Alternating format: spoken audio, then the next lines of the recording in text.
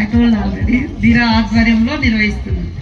Okay, Shanthakumari గారికి, మా సోదరుడు ఎమ్మెల్సీ బల్మూరు వెంకట్ గారికి, గౌరవనీయులు సురేందర్ రావు గారికి, వేదిక మీద ఉన్న మా సిస్టర్స్ అందరికీ, మా ప్రశాంత్ నాదెల్ల గారికి, మా పొద్దున్నే ఉదయాన్నే మీరందరూ ఇక్కడికి వచ్చారు. ఇంకా ఎక్కువ లేట్ చేయదలుచుకోలేదు.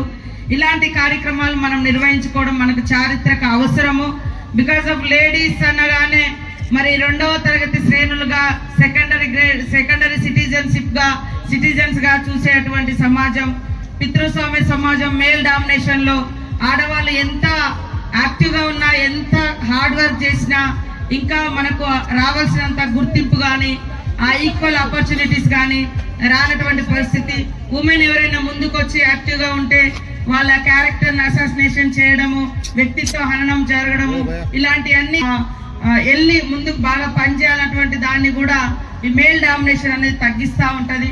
సో ఇలాంటి సందర్భంలో ప్రతి మహిళ యాక్టివ్ గా ముందుకు వెళ్ళాలి, కానీ ఎప్పుడు కూడా వెనుక సైడ్ రాకూడదు. ఖచ్చితంగా మీరందరూ ఈ సమాజంలో శాంతకుమారి గారు అన్నట్టుగా వైలెన్స్ ఉండని రోజు మన రోజు, సమానత్వం అందుకున్న రోజు మన రోజు, మనందరి రోజుగా ఉంటది. ఇంట్లో కుటుంబంలో తల్లిని చెల్లిని ఎట్లయితే మనం ఒక భద్రంగా మగవాళ్ళు చూస్తారో, రోడ్డు మీదకి వచ్చినటువంటి ప్రతి మహిళ అంతే భద్రతతోటి, అంతే భద్రంగా, అంతే సంతోషంగా ఇంటికి వెళ్లే రోజు రావాలని ఈ ఇంటర్నేషనల్ ఉమెన్స్ డే సందర్భంగా మనం అందరం కోరుకుందాం.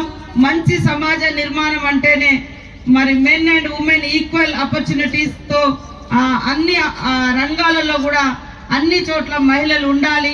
అది భద్రంగా ఉండాలి, భద్రతతో ఉండాలి, మరి ధైర్యంగా అన్ని రంగాలలో అభివృద్ధి చెందాలని మనస్ఫూర్తిగా కోరుకుంటూ మీరు ఇలాంటి కార్యక్రమాలు నిర్వహించడం చాలా సంతోషకరం.